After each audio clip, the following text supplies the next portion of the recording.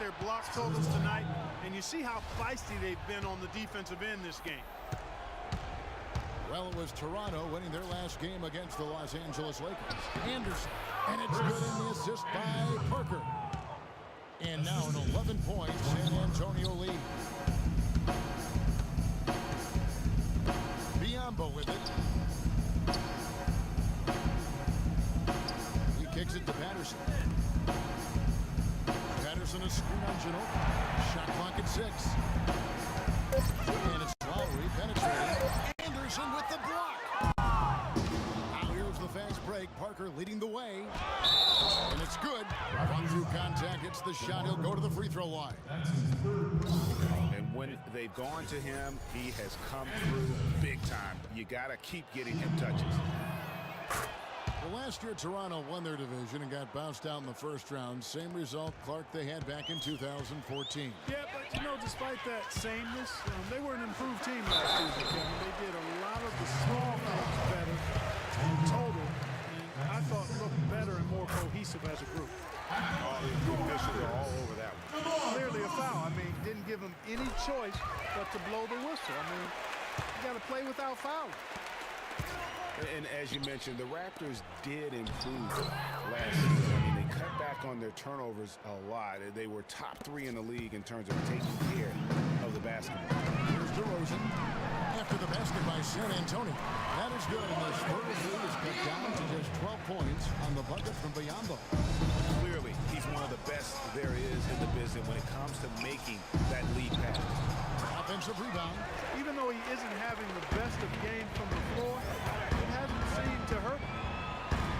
Here's DeRozan. Shot is off. So the Spurs will take it the other way.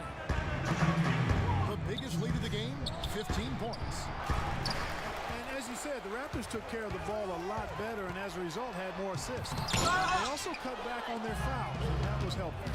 Little things like that made them much more competitive as a team and helped lead them to those 49 wins. Despite his ineffectiveness, the team has found other scoring options, which you have to have when one of your main guys is struggling. He feeds it to Lowry. The baseline jam off the mark. And this quarter, he has clearly been off the mark. The drive by Green. That's good.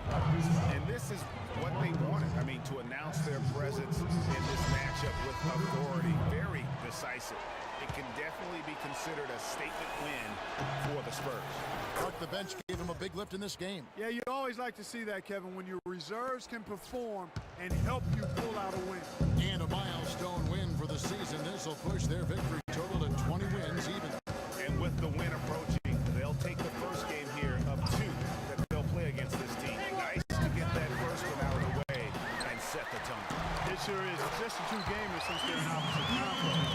You can bet they'll take the same approach right into game 2 that they had tonight. And maybe it goes without saying, but they had no answer for Anderson. He was doing everything right, and the points came in bunches. Definitely had the hot hand. And Green with the basket on the assist by Parker. And the Spurs lead by 17. Really hard to find fault with anything he's doing this quarter, at least at the offensive end. DeRozan passes to Lowry.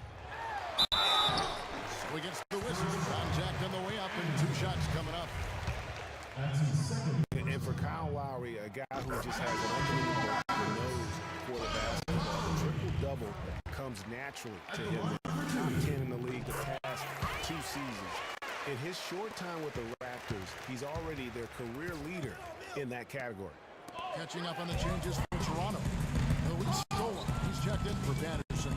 Ross comes in for DeMar Carroll, and it's Wright in for DeMar DeRozan. And so it's San Antonio with it, following the miss by Kyle Lowry. The shot's good from Fournier. Well, getting back to Kyle Lowry, the reason he's always a triple-double threat, Clark, because of his great work on the glass for a guard.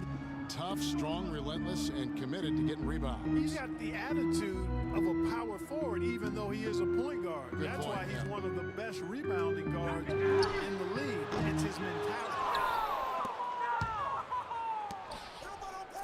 Anderson up top. Lowry covering. No good from Casper. Now Ross. And so it's San Antonio easily taking this one. This crowd was stunned by the manner in which their team was dismantled. You know what? Shocking.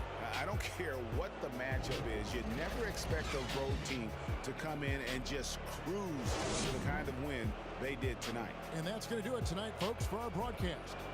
This is Kevin Harlan saying thanks for tuning in. Now it's time to head back to the studio with Ernie Johnson, Shaquille O'Neal, and Kenny Smith. The 2K Sports postgame show. Kevin, thank you, and now we get a chance to check out our Jordan player of the game. He came out of the locker room at halftime and was immediately on fire. That third quarter was his, and he did not hesitate to exert his will.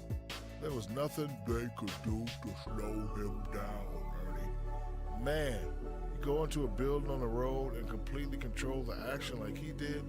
Only a few players could do that, Ernie. I'm impressed.